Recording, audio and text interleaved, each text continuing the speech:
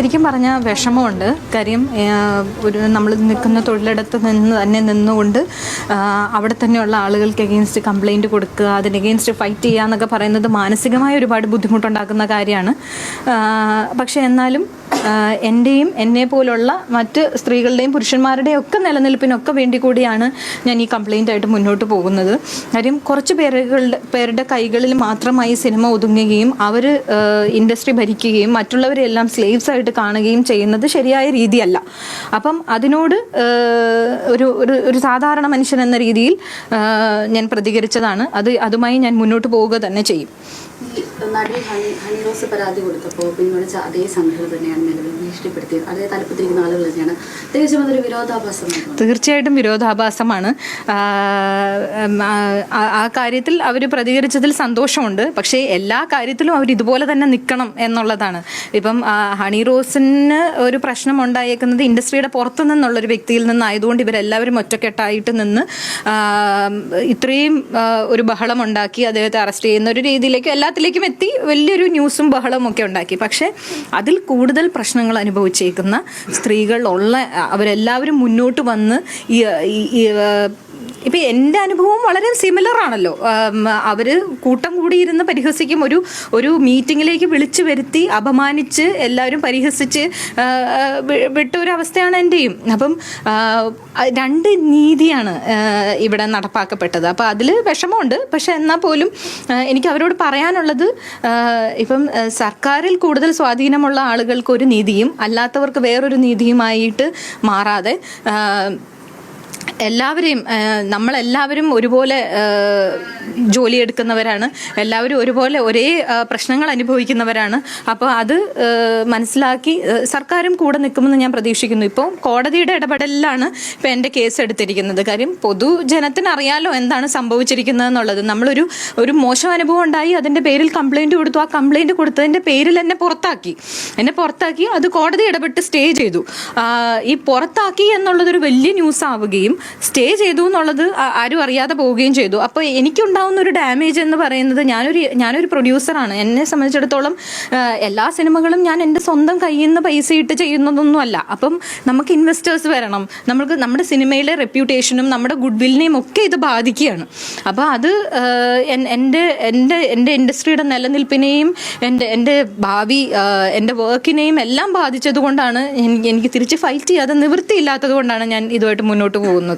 ഈ ഹേമ കമ്മിറ്റി എന്ന് പറഞ്ഞിട്ടുണ്ടെങ്കിൽ തന്നെ ഈ ഇങ്ങനെയുള്ള സിനിമാ മേഖലയിൽ നടക്കുന്ന പ്രശ്നങ്ങൾ അത് പറയുക, അതിനൊരു നടപടി ഉണ്ടാവുക, ആ രീതിയിൽ കൊണ്ടുവരുന്നു. അതിലേക്ക് മൊഴി നൽകി, അതായത് ആ ഒരു തൻ്റെ പ്രശ്നം പറഞ്ഞു എന്നുള്ള ഒരു കാരണത്താൽ ഈ ഒരു സംഘടനയുടെ തലപ്പത്തിരിക്കുന്ന ഒരാൾ തന്നെ അതിന് വേറൊരു രീതിയിലാക്കി ഈ സിനിമാ മേഖലയിൽ നിന്ന് തന്നെ മാറ്റി നിർത്തുന്ന ഒരു രീതിയിലേക്ക് വരുന്നു. അത് ശരിക്കും ആ രീതിയിലുള്ള ഒരു ഇടപെടൽ ഉണ്ടാവേണ്ടതല്ലോ, അങ്ങനെയല്ലല്ലോ വേണ്ടതല്ലേ. സ്ത്രീകളുടെ വിഷയങ്ങളിൽ നമ്മുടെ സർക്കാർ ഒരുപാട് നല്ല കാര്യങ്ങൾ ചെയ്തിട്ടുണ്ട്. അതിലൊന്നാണ് ഈ ഹേമ കമ്മിറ്റി എന്ന് പറയുന്നത്. പക്ഷേ ഈ ഹേമ കമ്മിറ്റി റിപ്പോർട്ട് വന്നതിന് ശേഷം ഇൻഡസ്ട്രിയിൽ ഒരുപാട് മാറ്റങ്ങൾ വരുമെന്ന് സ്വാഭാവികമായിട്ടും സാധാരണക്കാരും സിനിമയിലുള്ളവരും പ്രതീക്ഷിച്ചിരുന്നു മാറ്റങ്ങൾ സംഭവിക്കുമെന്നുള്ളത്. മാറ്റം സംഭവിച്ചെന്താണെന്ന് വെച്ചാൽ ഇതുവരെ ഉണ്ടായിരുന്നൊരു ഭയം അതില്ലാണ്ടായി എന്നുള്ളതാണ്. ഇത്രയ്ക്ക് ഇവിടെ സംഭവിക്കാനുള്ളൂ. ഇപ്പോൾ കണ്ടില്ലേ, ഇപ്പം നമ്മളെപ്പോലുള്ളവരൊക്കെ ഇരുന്ന് സംസാരിക്കുക, പറയുക എന്നുള്ളതല്ലാതെ ഇതിനൊന്നും ആക്ഷൻ ഉണ്ടാവുന്നില്ല. ഇപ്പം ഫെഫ്കയിലുള്ള സ്ത്രീകളും അവരൊക്കെ നിരാഹാരം കിടക്കാൻ ആലോചിക്കുന്നു, അവരൊക്കെ മന്ത്രിമാരെ പോയി കാണുന്നു. ഇതെല്ലാം ഉണ്ടായിട്ടും ഒരു മറുപടി കത്ത് പോലും അവർക്ക് തിരിച്ചു കിട്ടുന്നില്ല. അതൊന്നും അവർക്കൊക്കെ ഫേസ് വാല്യൂ ഇല്ലാത്തത് കൊണ്ടായിരിക്കാം. പക്ഷെ വേറെ ചിലർ കൊടുക്കുന്ന കംപ്ലൈന്റിന് വൻ ആക്ഷൻ എടുക്കുന്നു. അപ്പം പല നീതികൾ ഇവിടെ നടക്കുന്നു. അത് ഇപ്പം ഹണി റോസിന്റെ കേസിലാണെങ്കിൽ പോലും അമ്മ എന്ന സംഘടനയും ഈ പറയുന്ന ഇവരെല്ലാം സംഘടനകളെല്ലാം ശക്തമായി നിൽക്കുന്നത് കൊണ്ടാണ് അങ്ങനൊരു കേസ് പോകുന്നതും അറസ്റ്റിലേക്ക് വരെ എത്തുന്നത്. പക്ഷെ നമ്മുടെയൊക്കെ വിഷയങ്ങളിൽ ഇവിടെ റേപ്പ് വരെ നടന്ന കേസുകളുണ്ട്. അതിൽ പോലും കാര്യമായ ഒരു നീക്കുപോക്കുകൾ നടന്നിട്ടില്ല.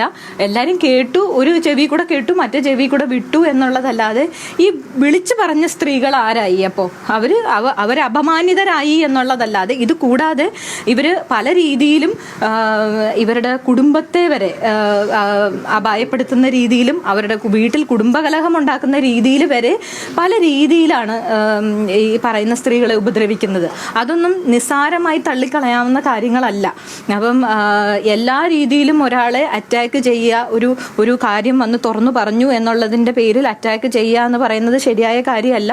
അപ്പം ഇങ്ങനെ നീതി നിഷേധിക്കപ്പെടുന്ന ഒരുപാട് പേർക്ക്, സ്ത്രീകളും പുരുഷന്മാരുമായ ഒരുപാട് പേർക്ക് വേണ്ടി കൂടിയാണ് ഞാനിത് പ്രതികരിച്ചത്. ഈ ബി ഉണ്ണികൃഷ്ണനെതിരെ സ്പെസിഫിക് ആയിട്ടുള്ള പരാതിയല്ലേ ഇത് തന്നെ ഞാൻ ഇതിനു മുമ്പും അദ്ദേഹം എന്നെ പരസ്യമായി എല്ലാവരുടെയും മുന്നിൽ വെച്ച് വെല്ലുവിളിച്ച് പോയിട്ടുള്ള ഒരാളാണ്. എന്നെ ഇനി മലയാള സിനിമ ചെയ്യിക്കില്ല എന്ന് പറഞ്ഞു പോവുകയും അന്ന് എൻ്റെ നടന്നുകൊണ്ടിരിക്കുന്ന ഒരു സിനിമയുടെ വർക്ക് നിർത്തിച്ചു വയ്ക്കുകയും ചെയ്തിട്ടുള്ള ഒരാളാണ്. അപ്പം അതിന് സിനിമാ സംഘടനയിലെ തന്നെ പല വ്യക്തിത്വങ്ങളും സാക്ഷികളുമാണ്.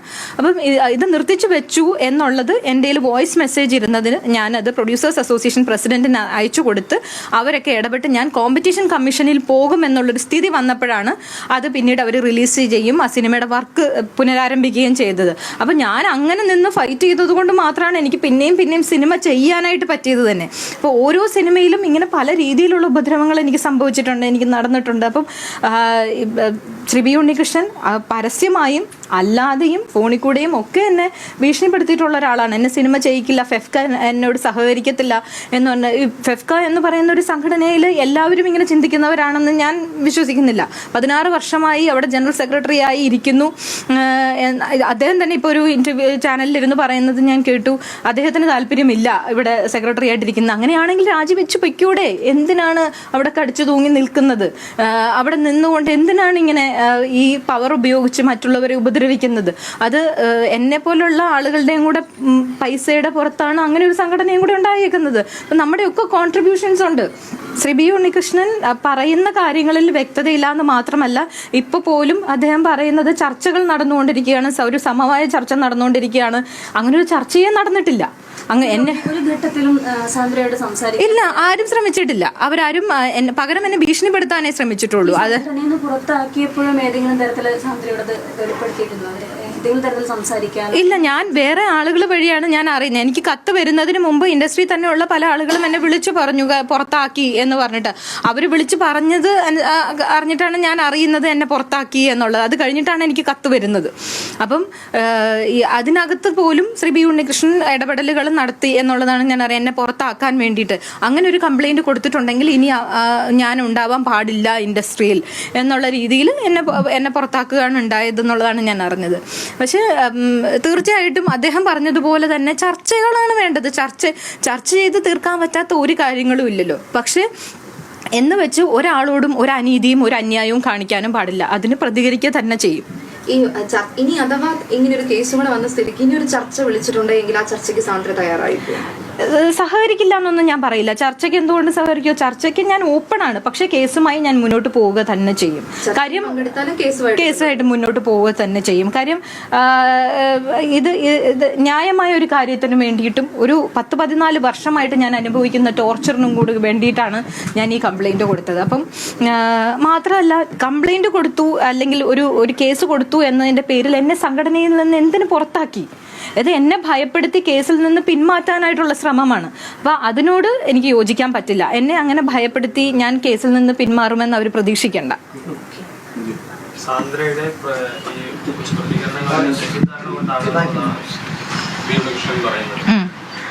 അദ്ദേഹത്തിൻ്റെ തെറ്റിദ്ധാരണയാണെന്നാണ് എനിക്ക് മനസ്സിലാക്കാനായിട്ട് മനസ്സിലായത്. കാര്യം അദ്ദേഹം ഇപ്പം ചാനലിലിരുന്ന് പറഞ്ഞു എനിക്ക് തെറ്റിദ്ധാരണയാണ്, അദ്ദേഹവും ഞാനും തമ്മിൽ ഒരു മീറ്റിങ്ങിലും ഒരുമിച്ചിരുന്നിട്ടില്ല എന്ന് പറയുന്നു. അദ്ദേഹത്തിന് ശരിയായ ഓർമ്മ പ്രശ്നമുണ്ടെന്നാണ് എനിക്ക് തോന്നുന്നത്. കാര്യം ഞങ്ങൾ തമ്മിൽ 2 മീറ്റിങ്ങിൽ ഒരുമിച്ചിരുന്ന് ഒരു ചർച്ചയിൽ ഒരുമിച്ചിരുന്നിട്ടുണ്ട്. അതിൽ ഒരു മീറ്റിംഗ് ആണ്, അത് ചേംബർ മീറ്റിംഗ് ആയിരുന്നു. അത് ജൂതൻ എന്ന് പറയുന്ന സിനിമയ്ക്ക് വേണ്ടിയിട്ട് ഉള്ളൊരു ചർച്ചയിലായിരുന്നു. അന്ന് ആ ചേംബറിലുള്ള എല്ലാവരുടെയും മുന്നിൽ വെച്ചാണ് അദ്ദേഹം അന്ന് എന്നെ വെല്ലുവിളിച്ചു പോയതും. അതിന് അന്ന് അവിടെ ഉണ്ടായിരുന്നവരൊക്കെ സാക്ഷികളുമാണ്. അതൊരു മീറ്റിംഗ്. രണ്ടാമത്തെ മീറ്റിംഗ് ഓം ശാന്തി ഓശാന എന്ന് പറയുന്ന സിനിമയുടെ കോമ്പൻസേഷനായി 25 ലക്ഷം രൂപ എനിക്ക് തരണം എന്ന് പ്രൊഡ്യൂസേഴ്സ് അസോസിയേഷൻ തീരുമാനം എടുത്തെടുത്ത് എന്നെ പേഴ്സണലി വിളിച്ചു വരുത്തി അതിൻ്റെ ഡയറക്ടറും ജൂഡും അതിൻ്റെ റൈറ്ററായ മിഥുനും ശ്രീ ബി ഉണ്ണികൃഷ്ണനും കൂടെ ഇരുന്നിട്ട് എന്നോട് അത് തീർപ്പാക്കി കൊടുക്കണം, അല്ലെങ്കിൽ ആ സിനിമ നടക്കില്ല എന്ന് പറഞ്ഞ് മാത്രവുമല്ല ഞാൻ ആ കോമ്പൻസേഷനിൽ ഇളവ് വരുത്തിയില്ലെങ്കിൽ പിന്നീട് എന്നെ മലയാള സിനിമ ചെയ്യാൻ സമ്മതിക്കില്ല എന്നും ഫെഫ്ക ഞാനുമായി സഹകരിക്കില്ല എന്നും പറഞ്ഞ് ഭീഷണിപ്പെടുത്തിയതിൻ്റെ പുറത്താണ് ഞാൻ പറഞ്ഞു എനിക്ക് അപ്പോളജി ലെറ്റർ വേണം, എന്നോട് മോശമായി പെരുമാറിയതിന് എന്നോട് ചെയ്ത അന്യായത്തിനും എനിക്കൊരു ക്ഷമാപണം പറഞ്ഞുകൊണ്ടുള്ള ലെറ്റർ വേണമെന്ന് പറഞ്ഞാൽ അദ്ദേഹത്തിൻ്റെ മുന്നിലിരുന്നാണ് ഇവർ രണ്ടുപേരും എനിക്ക് അവർ ചെയ്തു പോയ തെറ്റ് പറഞ്ഞുകൊണ്ട് എന്നോട് മാപ്പ് അപേക്ഷിച്ചുകൊണ്ട് രണ്ടുപേരും എനിക്ക് കത്തെഴുതി തന്നതിന് ശേഷമാണ് ഞാൻ പ്രൊഡ്യൂസേഴ്സ് അസോസിയേഷൻ പറഞ്ഞ കോമ്പൻസേഷൻ വേണ്ട, കുഴപ്പമില്ല, എനിക്ക് ഇത് ഞാൻ ചെലവാക്കിയ 3.5 ലക്ഷം കൂടാതെ ഒരു 3.5 ലക്ഷം കൂടി ഇട്ട് 7 ലക്ഷം രൂപയാക്കി എനിക്ക് തരികയാണ് ഉണ്ടായത്. അത് അദ്ദേഹം പക്ഷെ പറയുന്നത് 7 ലക്ഷം രൂപ ഞാൻ കോമ്പൻസേഷൻ വാങ്ങിച്ചുവെന്നും അത് ജൂഡിന് ആ സിനിമയ്ക്കകത്ത് പൈസ ഇല്ലാതെ വർക്ക് ചെയ്യേണ്ടി വന്നുവെന്നും ഒക്കെ പറഞ്ഞ് ജനങ്ങളെ തെറ്റിദ്ധരിപ്പിക്കാനായിട്ടുള്ള ഒരു ശ്രമം അദ്ദേഹം ഇന്ന് നടത്തുകയുണ്ടായി. അതൊക്കെ എന്തിനാണെന്ന് എനിക്ക് മനസ്സിലാവുന്നില്ല. ഇതാണ് അതിൻ്റെ സത്യാവസ്ഥ.